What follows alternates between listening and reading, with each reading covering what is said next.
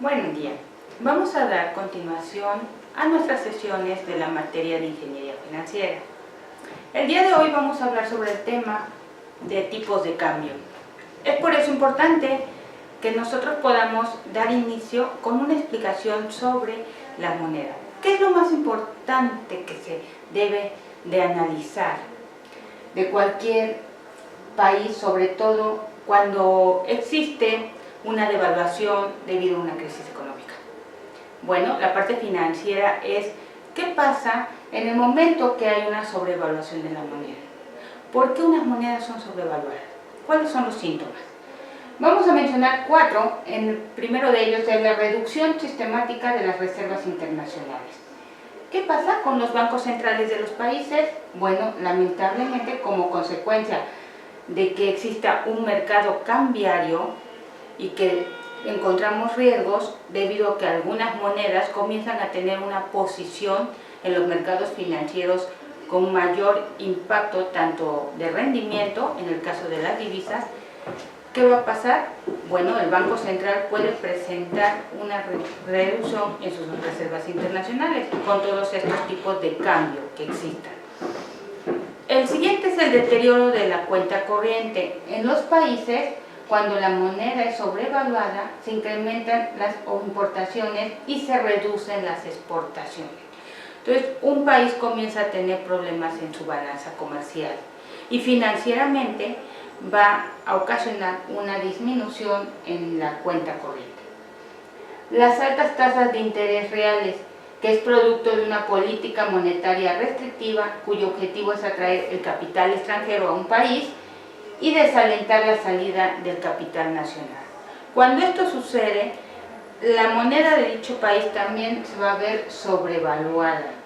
¿Por qué? Porque estamos mencionando que las tasas de interés y los tipos de cambio se van a ver directamente proporcionar en consecuencia de dichos cambios en la afectación de los riesgos y rendimientos ofrecidos a los inversionistas en el caso del mercado de divisas. Si estos 3 síntomas se dan en periodos muy largos, podemos afirmar sin temor a equivocarnos que la moneda nacional va a estar sobrevaluada. Dicho estos antecedentes sobre el comportamiento de las monedas, ahora vamos a hablar sobre una moneda débil, el cual, cuando se presenta, no es el camino hacia la competitividad internacional. Si no existen reformas estructurales, lo único que hace la devaluación es que aquel país comience a tener problemas económicos, pero sobre todo va a reducir las importaciones. Los exportadores aumentan sus ingresos sin ningún esfuerzo y sin ningún incentivo para modernizarse. ¿Qué pasa si en un país realmente requiere menor cantidad de productos importados y reduce sus importaciones? Entonces, si hablamos del país que está exportando mercancías, se va a ver favorecido porque sus productos van a estar vendiéndose en el extranjero. En consecuencia, la moneda del país va a estar constantemente incrementando su valor debido a esos ingresos adicionales y ese incremento del Producto Interno Bruto del país, con nuestra gran productividad y competitividad. Sin embargo, si se reducen en ese país las exportaciones y comenzamos a importar más productos, vamos a vernos afectados, porque recordemos que los países, en el momento que importan mercancía, la van a importar no con la moneda nacional, sino con una moneda extranjera. Eso conlleva a que los financiamientos, y ahí es donde entra la ingeniería financiera, el financiamiento obtenido por los corporativos para la compra de dichas mercancías, de materias primas, de insumos, se va a encarecer debido a que ese financiamiento bien puede ser en moneda de dólares, euros, yenes o cualquier otra moneda extranjera en el caso de nuestro país. ¿Qué va a pasar? Ahí vamos a comenzar a ver la aplicación de los tipos de contratos con cobertura cambiaria que le permita al empresario poder contar con un contrato en el cual la deuda que va a pagar a mediano o largo plazo ya esté cubierta con la moneda extranjera. En el caso del debilitamiento de la moneda, va a generar una inestabilidad económica, dificultando la planificación a largo plazo y debilitando los incentivos para el ahorro y la inversión. La desconfianza provocada por las devaluaciones conduce a la dolarización de facto y a una fuga permanente de capitales. Esto que acabo de explicar es lo que continuamente presentamos en nuestros ciclos económicos en México. Por eso se dio lugar a que surgiera la ingeniería financiera para buscar, decíamos en las otras sesiones, nuevas estructuras de financiamiento, de cobertura, debido al riesgo y la incertidumbre de las tasas de interés y de los tipos de cambio, por la devaluación de nuestra moneda y las crisis económicas. Si ustedes ven, para buscar soluciones de poder proteger la economía de ciertas empresas y poder llevar a cabo esas transacciones financieras, fue que surgió el conocimiento de esta área. La inestabilidad económica y la desconfianza aumentan las primas de riesgo sobre la deuda y las acciones, elevando el costo de capital y dificultando la modernización. Al encarecerse el costo de capital que estamos hablando, el costo de capital va a ser aquello que los empresarios de los corporativos les van a tener que pagar a los inversionistas que están aportando o inyectando capital a su empresa. ¿Y cómo lo conocemos en finanzas? Como dividendos. Si no se tiene una buena estructura de capital, el pago de dividendos, los cuales, si son de acciones preferentes, los corporativos están obligados a cubrirlos. ¿Qué pasa si no existe una utilidad o ganancia? Deberán obtener un financiamiento para pagar esos rendimientos de las acciones preferentes a los inversionistas.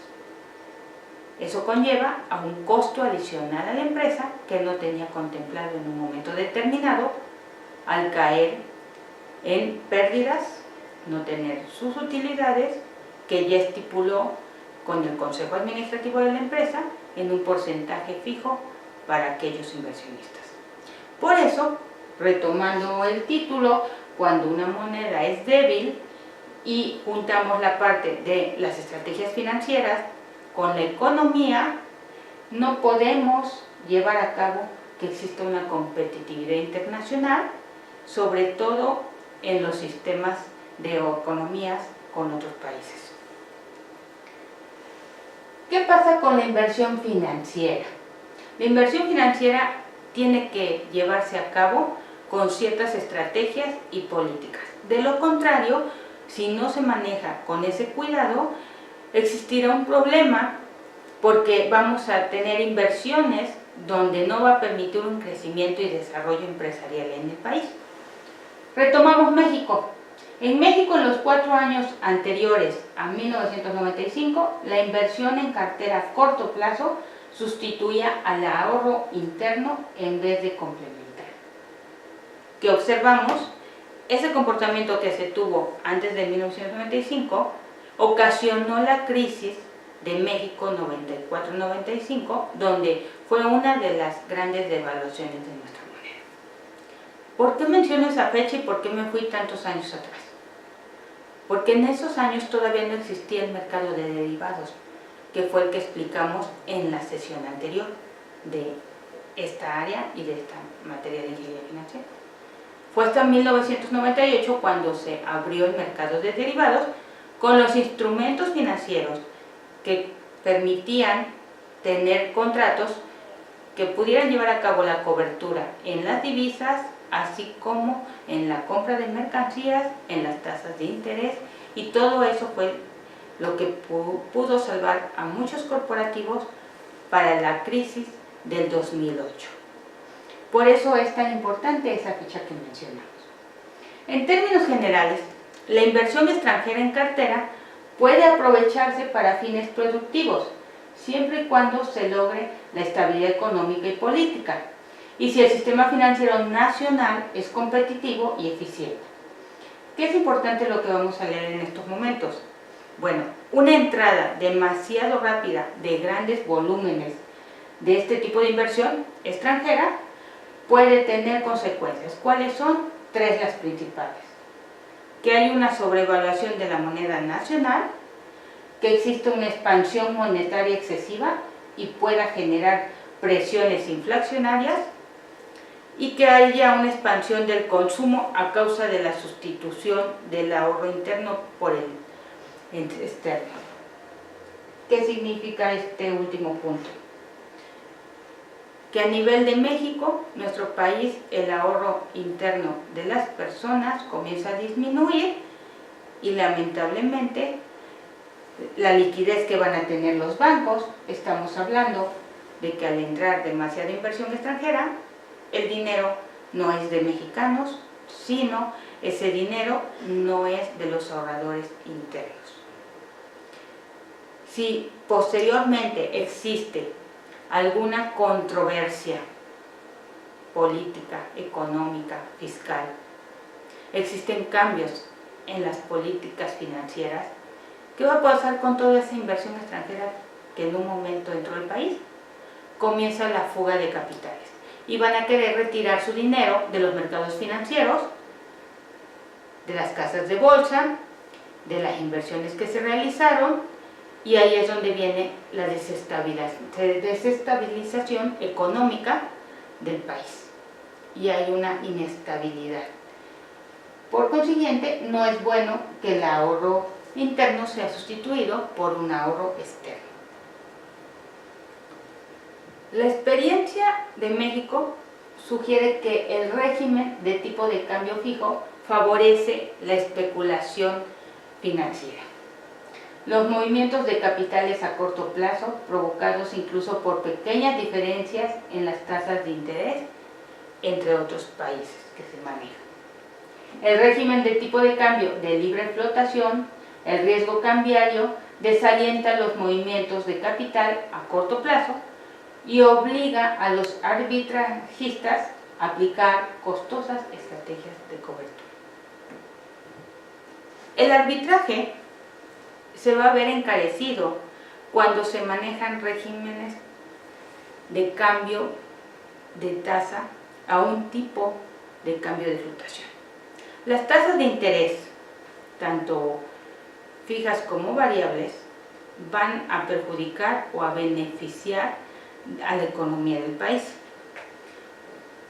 Recuerden que les comenté que íbamos a ver en este tema el tipo de cambio y vamos a hablar sobre su influencia también a nivel de las tasas de interés. Vamos a empezar por dos tipos de cambio: el tipo de cambio de equilibrio y el tipo de cambio competitivo. ¿Qué es uno y qué es el otro? El tipo de cambio de equilibrio es aquel que permite mantener una posición sostenible en la balanza de pagos. ¿Por qué?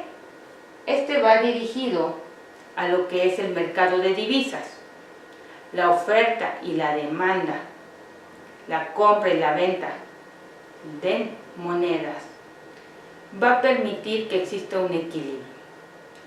Esa parte del mercado de divisas va a favorecer a su vez, porque la balanza de pagos, porque las cuentas o financiamientos que nosotros tengamos a nivel internacional se va a ver compensado entre las importaciones y las exportaciones, acorde a los pagos que nosotros como país se tenga que hacer por todo aquella inversión extranjera que está entrando, pero a su vez se va a ver equilibrada con lo que le tengan que pagar a México de todas las exportaciones que se estén realizando. Por eso hablamos aquí de la balanza de pagos, porque exclusivamente se va a buscar el tipo de financiamiento internacional que existiría para el país con importaciones y exportaciones. Ahora, el tipo de cambio competitivo es el que fomenta el incremento de las exportaciones y la reducción de las importaciones. Mejora el saldo de la balanza comercial. Recordemos que en la balanza comercial no vamos a analizar, como en la balanza de pagos, la deuda externa que tiene el país, sino en la balanza comercial vamos a llevar a cabo el análisis de las transacciones que se están haciendo por la adquisición de aquellas mercancías, productos de los distintos sectores que conforman nuestra economía. Y también, de otra manera, pues habla de la reducción de las importaciones, porque se busca el beneficio de todos aquellos que se está ofreciendo en un mercado internacional.